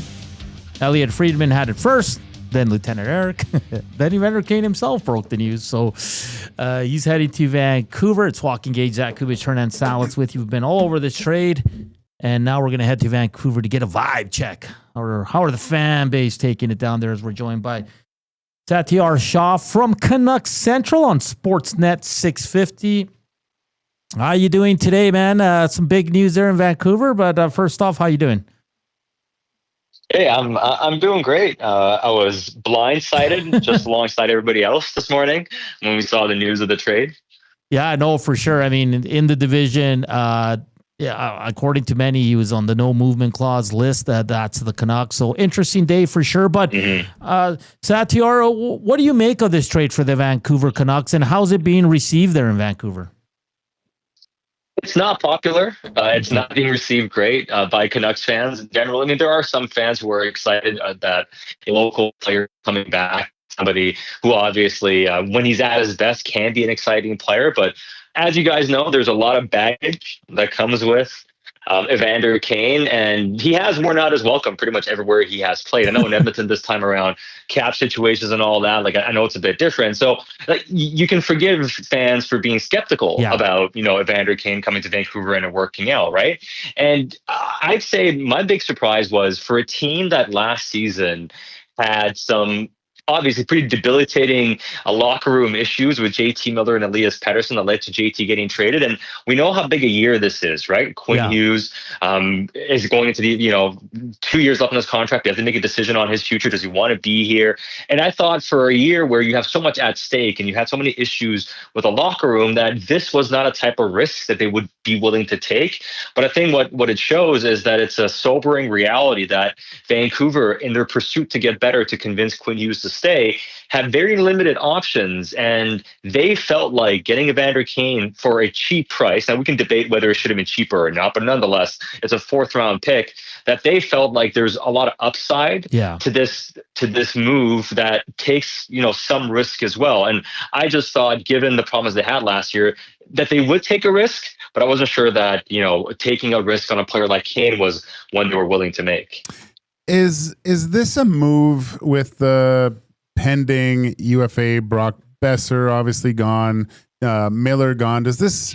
I mean, if this works out, it works out quite well for the Vancouver Canucks. Just having watched Evander over the last few seasons with his ability to score goals, is he filling a need that the Canucks possibly could need this season? Well, in theory, here's the thing with Evander Kane, as you guys well know. The player on the ice, when he's at his best, is a really nice, impactful top 6 player. He's got a right-hand shot. He's got a big frame. He's got a really nice shot. He can play on the power play. He's physical. He defends his teammates. There's a lot to like about him when he's at his best. Like, there's a reason he's been one of the premier forwards in the hockey league. Are obviously generally a bit different, but at the same time, they're rare player types. And the Canucks, they have some players who are pretty gritty in their bottom 6. They have some guys that play hard. They don't have a lot of size and toughness. And especially to your point, Besser's not coming back. They need a right-hand shot on the power play. And I think that the move where they feel like putting him alongside Pettersson and getting somebody alongside Pettersson that isn't going to be afraid to defend Pettersson and also be a guy who can play physical, can score goals, has, some experience being in the league for a long time. So I think they view it, to your point, as having a lot of upside because he could replace Besser. And if he pops Elias Pettersson, who also needs to have a rebound, then could you have a year where he scores 30-plus goals? Pettersson's a lot better. And you've now effectively, at least for one season, replaced Brock Besser. Satiar Shah from Canucks Central joining us here on EST Afternoons. Joaquin Gage, Hernan Salas. So looking at the cap space now, Evander Kane's the 3rd highest paid forward on this team, just behind DeBrusk and Pettersson. According to Puckpedia, just over $7 million in cap space here. Where do you see the Canucks going here come free agency at the draft? Are you hearing anything involving trades or signing? Because kind of like the Oilers, they're right up against the cap. Mm-hmm. I mean, the trade route is going to be the most likely for the Canucks. And, this trade, which was, the good thing about this trade was that you didn't use a lot of draft capital or asset capital as a 4th round pick. Yeah. So they still have the 1st round pick this year, the 15th overall, which is very much in play. They have prospects they're willing to move as well, and perhaps even some roster players. So the goal for the Canucks remains to add an impact center, or at least a center who can play the tough minutes and can take a lot of face-offs and play in a lot of different situations. That's really what they want to add. And they're going to be really aggressive in the next 48 hours. I think they're a team to watch here. And so far, we've heard the 1st round picks in this year's draft don't carry as much value. But how much of that is actually true when you get close to the draft? So I think the next 24, 48 hours will be very interesting in determining what the true value of 1st round pick in this year's draft is. And if the Canucks can find a suitor, they are very much going to be looking to make a trade. And I'm not quite sure on who they're going to land quite yet. But I think in terms of free agents, they have Hugh Suter, who played here last year, but they really want to upgrade on Hugh Suter. And outside of him and the other free agent options, it doesn't look like the Canucks are going to be a big player in free agency this year. Let's look at the goaltending. Obviously, the big question is Thatcher Demko, his health. What's it going to look like going into next season? But you also You've signed Kevin Lankinen to a long-term deal, but you also have a guy that almost beat the Edmonton Oilers 2 years ago, in Artur Shilov's winning the MVP of the American Hockey League championship. The Canucks find themselves with a wealth of goaltenders, but also some question marks. What do you see transpiring? Is one of these guys could possibly be moved at the draft, or is this something that they go into the season and having to wait on and to see where Demko actually is? I think the priority is to get a contract done with Thatcher Demko, and both parties are talking contract. Patrick Allvin met with the media today, and he and even Demko at the end of year press conference when the Canucks season ended, he expressed a desire publicly to come back, and so did the Canucks. And Allvin today mentioned that they've had positive conversations with Thatcher Demko, so we'll see ultimately where that leads. But there's a real desire to keep Thatcher Demko, and the question with him is going to be, is it going to be a 3 or 4 year deal? And are the Canucks willing to go to that $7 million plus range to get a deal done with Thatcher? And I think that's kind of where they have to land for them to be able to get to a deal. So we'll see if that happens. And if that happens, the plan would be to go into next season with Thatcher Demko and Kevin Lankinen as the duo. Now, maybe at the end of the year, considering you'd at that point have well in excess of $10 million spent on goaltending, that you might have to make a decision on Lankinen perhaps. But the goal is to have both guys in net for next season, which means Artur Shilov is very much going to be available. Now, the reason why he hasn't been dealt yet, outside of Abby just finishing the season, is they want to see what's going to happen with Demko. Because if they understand they can't agree to a contract, as much as they want to have the tandem next year, they might be in a position where they would have to move Demko. And if they move Demko, then the door opens up for Shilov to perhaps be here in training camp. But I'd say as good as Shilov was in the playoffs, and as much as the organization still believes in him to some extent, I don't think he's a player that carries a ton of trade value. I think it's kind of one of those recency bias things. He's played well in the playoffs, but in terms of the profile, in terms of overall how he's viewed, the fact that he is waiver eligible coming up this summer, I don't think he's going to carry a ton of value. So we'll see if the Canucks either decide to move him for what I would imagine would be somewhere as a mid-round pick, or if they view like he's the guy that they might be able to sneak down and keep next year. So I think Shilov's is probably the most likely to get moved, but I'm not anticipating that if he does get traded, it's going to be a big trade return. Satiar, I'm looking at their D-core. Is it fair to say management's going to stand pat with this group? Because it's a pretty good group with the acquisitions they made late last year.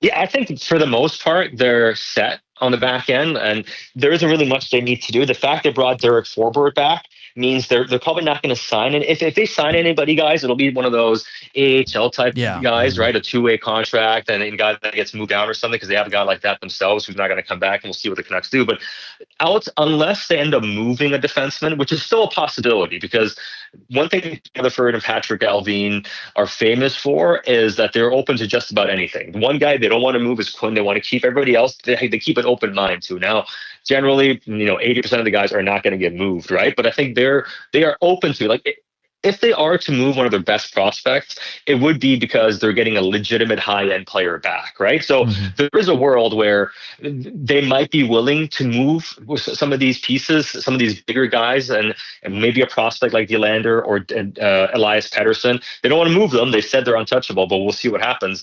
And there is an outside chance that if somebody makes an interesting offer, would they look at a Philip Hronek or Marcus Pettersson? They just traded for them and signed them the contracts. So there are no trade clauses don't kick in until after July 1st. So you have to leave the door open. But to your point, I think everyone expects the Canucks to go into the year with the blue line they currently have. And they feel like, at least for the time being, they've solved the blue line. And they're really happy with the potential of some of these defensemen like Pettersson, Nylander, a couple other guys coming through the ranks, that they're in really good shape long term, especially if they can convince Quinn to stay in Vancouver. Hey, and some good news for the Canucks organization. The baby Canucks, Calder Cup champs. What can you tell us? The games there in Abbotsford looked amazing. It looked like it was a great series there. What can you tell us about that team and just going all the way? Yeah, it was an incredible run by the guys. I think, to your point, we had a chance to go to games 3, 4, and 5 at the Abbey Center and cover those games, and it was an incredible atmosphere. I mean, obviously NHL rinks are much bigger, but it felt like, it was far better than anything Arizona could ever offer, when they had their little small rink, right? So it was a great atmosphere. It was fantastic, right? So I think from that perspective, it was great to see a Canadian market really embrace even an AHL team going on a run like this. But it's a huge testament to the job Manny Malhotra has done, and it's been a big topic of discussion in Vancouver whether they should have hired Adam Foote or Manny Malhotra as their next head coach. They went with Adam Foote, and of course now Manny won the Calder Cup, so that's stirred up a passionate debate within the fan base and certain parts of the media, of course.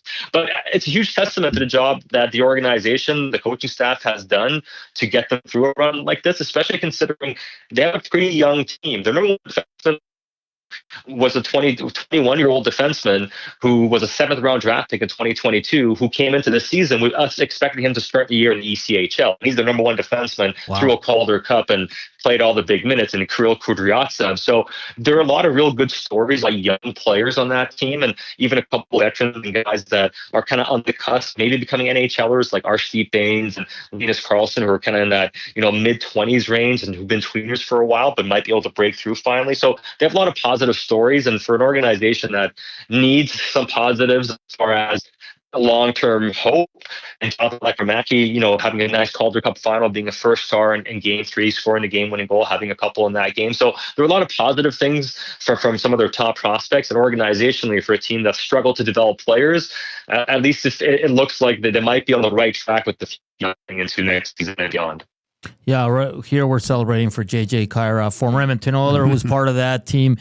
Satiar, I know I listened to you guys on the post-game shows. Tough year for the Canucks. I do part of the post-game show here for the Oilers, so I feel your pain when the team struggles, my man. Many nights I tuned into you guys, and you guys were, it was a therapy session for the fans for sure, man.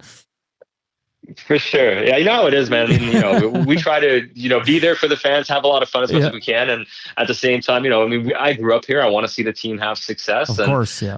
Sometimes you just got to let people bend, right? Just let them get it off their chest. And we try to tell them it'll be okay in the future. Yeah, no. Satiar, just one quick one on Malhotra. Does he stay within the Canucks organization, or do you think he's off to other pastures?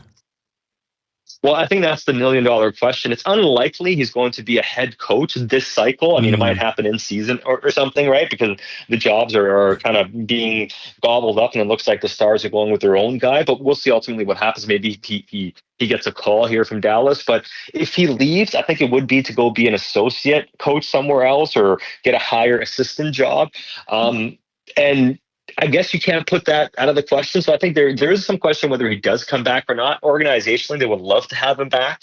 I think that they're obviously really happy with the job that he's done. And you never know what happens with a first-time head coach in Adam Foote. And if he's here next year and things go sideways at any point, I think he would be the guy they go to, and they're very happy with him. So I think they would love to keep him. But Manny has options now, right? And when somebody wins a Calder Cup like this, it turns heads around the league. And I wouldn't be surprised if somebody swoops in, offers a decent amount of money for him to be the number 2 somewhere, right? And sometimes those jobs can pay pretty well, and maybe it's a situation where he feels like he might be a successor. So, I think the next couple of weeks will be really interesting on Manny Malhotra. Hey, man, this was a great breakdown. Thank you for taking the time to join us on a day the Oilers and Canucks hooked up for a trade. I'm sure we'll have you on once again here, maybe in the offseason or heading into training camps here. Satiar, thank you for your time, and enjoy the draft and free agency. Hey, for sure. Great chatting with you guys, and enjoy the rest of your summer.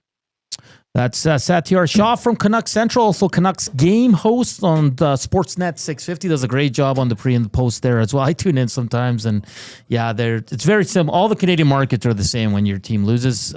It's trade everybody. Everybody's terrible. So that was a great breakdown. And he said it there. Canucks want to sign Demko. Yeah. They're working on a deal. That's their priority right there. You look at their D-core, they're pretty much set, kind of similar to the Oilers. Like, there's not much you want to do with the Oilers back end. I'm sure, I know the nurse stuff, but when you look at it, it's Stan Bowman said he doesn't want to make too much changes there. But up front, and again, they don't have a lot of cap. They got to get creative, and they got to find a way there as well. So, that was a great conversation. I've been wanting to have Satiar on for a while now. I know last time during the season he couldn't join us, but that was great.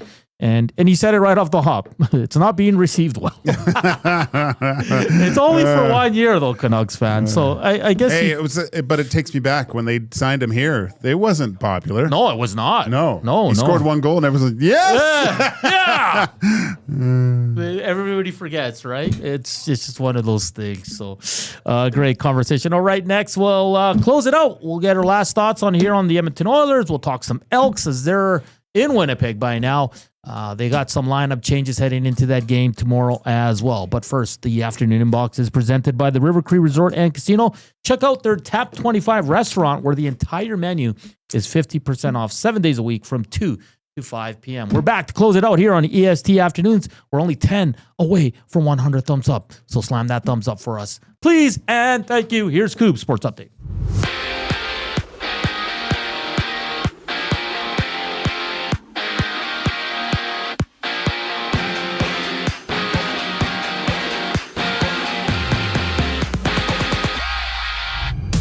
The Oilers have traded Evander Kane to the Canucks in exchange for a fourth-round pick in next week's draft. No salary retention in the deal, which frees up over $5 million in cap space for the Oilers, and Kane has 1 year left on his current deal. Well, from Vegas, Sportsnet's Elliot Friedman has reported that unrestricted free agent Riley Smith of the Golden Knights will re-sign with the team. Smith was reacquired by Vegas from the Rangers midway through the season, having the 34-year-old pot 40 points in 79 games.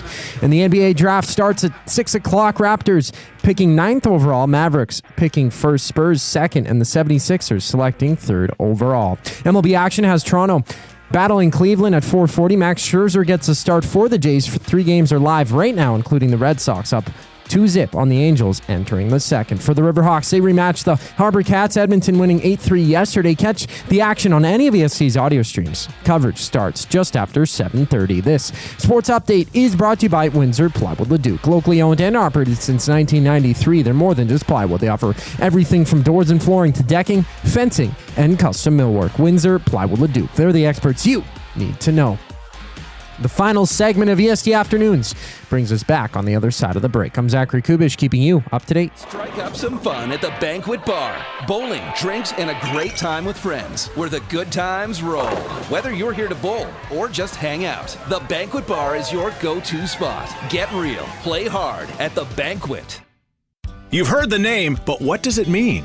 For over 66 years, William Huff Advertising has supplied signage from screen printing to digital to LED with design, production, and install in-house. It's a one-stop shop for all your signage needs. Edmonton owned and operated, William Huff has been trusted by the biggest companies and teams in the City of Champions and many others across the country to do the job. If you're looking for a way to get the word out about your company or event, they are the answer. Go to www.williamhuff.com. Their results speak for themselves. Summer in Edmonton means 3 things: warm weather, long nights, and plenty of sports. From the lake to the links, you can boost your summer fun with hundreds of casino games, live betting on your favorite sports teams, and access to popular lotteries. All in one app, anywhere in the province. Download the Play Alberta app today and deposit $20 or more with promo code YAG50 to claim a $50 free bet. That's promo code YAG50 for a $50 free bet on us. Redeemable once per Play Alberta account. Remember, if you gamble, please use your game sense. River Cree Resort and Casino on K97 proudly present Steve Earle and Reckless Kelly. Featuring small band and acoustic performances, Steve Earle and Reckless Kelly in the venue July 25th. Tickets at rivercreekresort.com. River Cree Resort and Casino. Excitement. Bet on it. Hey Edmonton, ready to take advantage of lower rates and better pricing? South Fort Chevrolet in Fort Saskatchewan has you covered. From rugged trucks to sleek SUVs. And with over 40 years in business, you can trust that you're getting the best deal on your new ride. As the proud title sponsor of the Nielsen Show, EST listeners can drive a little to save a lot with South Fort Chevrolet's transparent pricing and down-to-earth sales team. Visit us today in Fort Saskatchewan or online at southfortchev.com.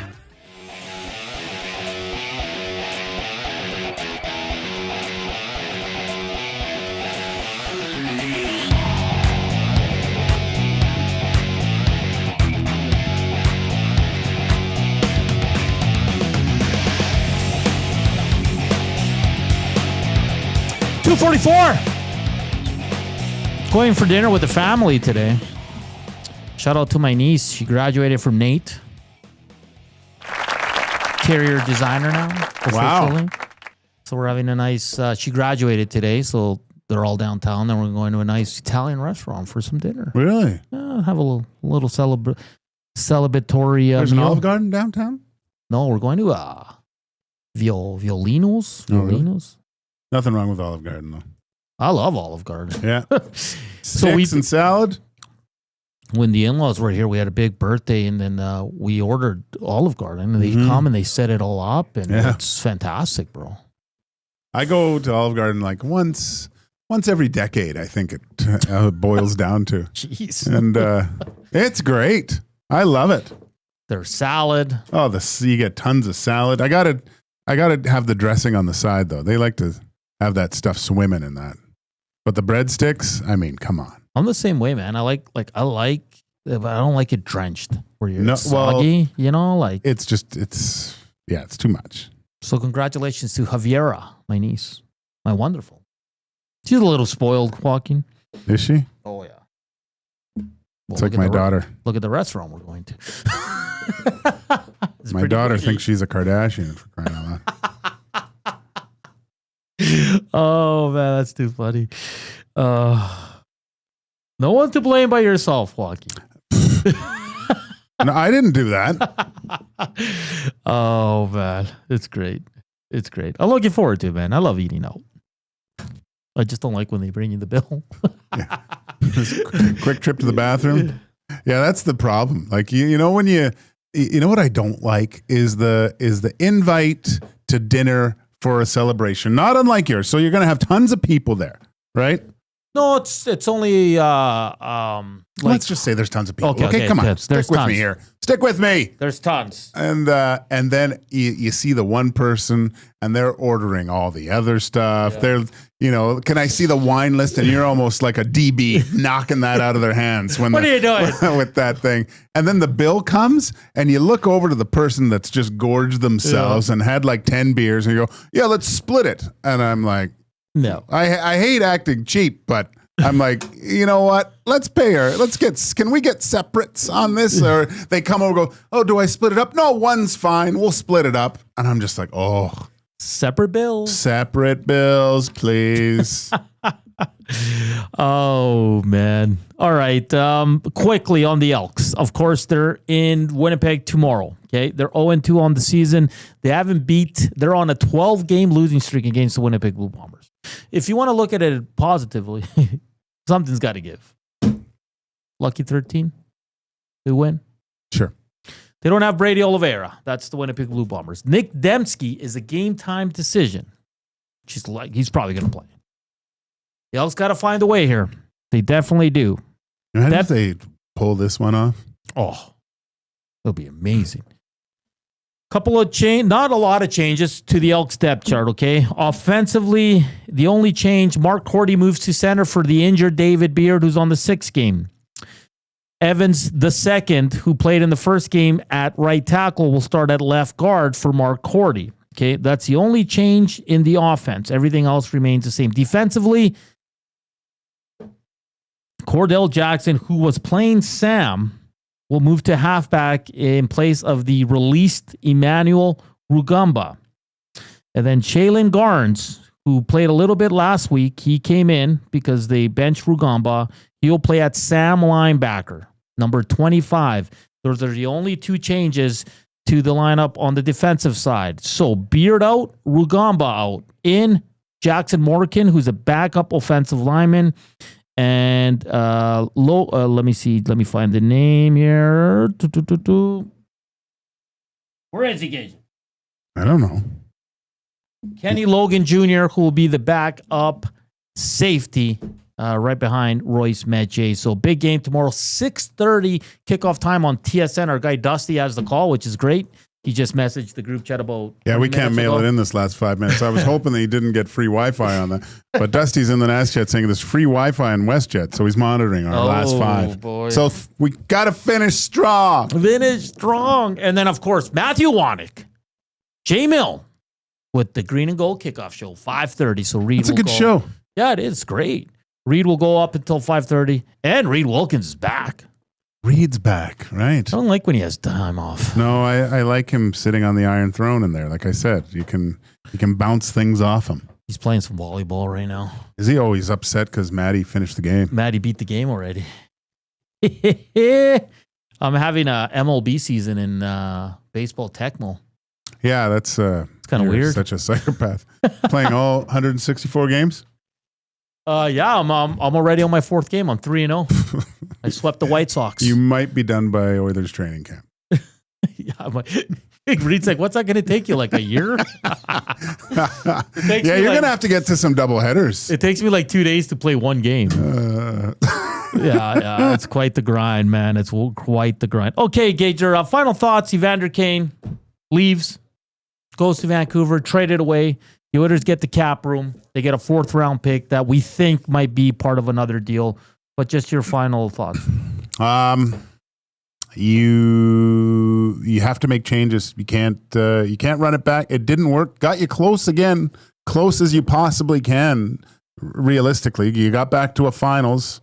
You were able to use the ITR or the LTIR for Evander Kane, but which is being investigated. Yeah, but you got to you need fresh look, fresh team. You need to make some adjustments because last 2 years it hasn't worked, and you've got one of the biggest negotiations in your club's recent history, I'd say over the last 20 years with Connor McDavid, and you have to show him that you guys are serious about making not only good moves, but the correct moves.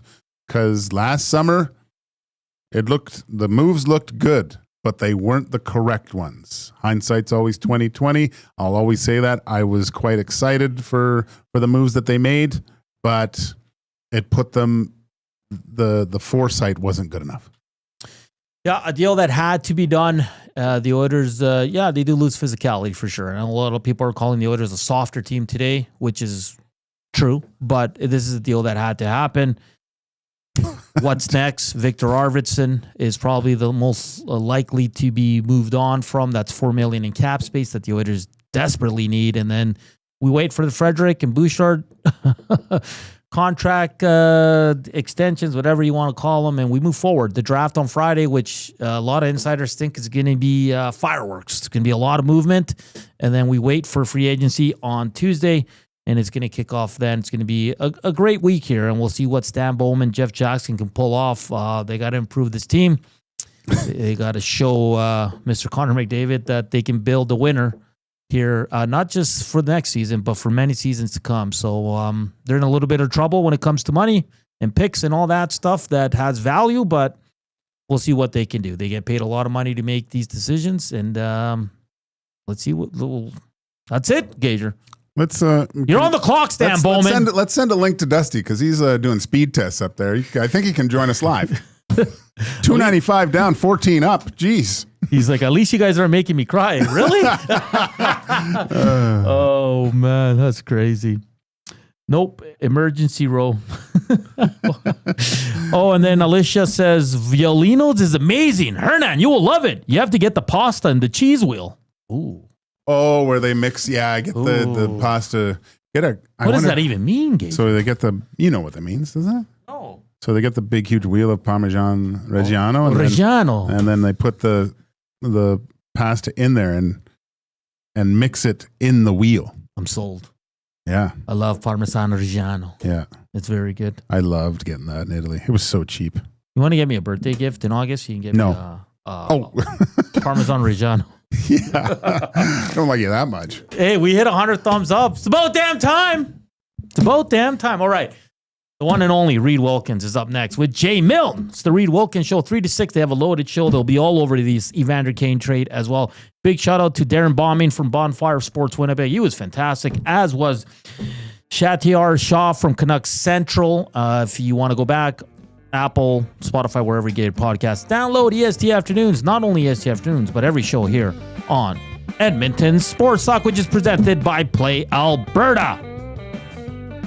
For Coop, for Walk, I'm Hernan saying thank you for tuning in. Thank you for watching us. We love you all. Safe travels, Dusty. Look forward to the Elks game tomorrow. We're out. Chowders!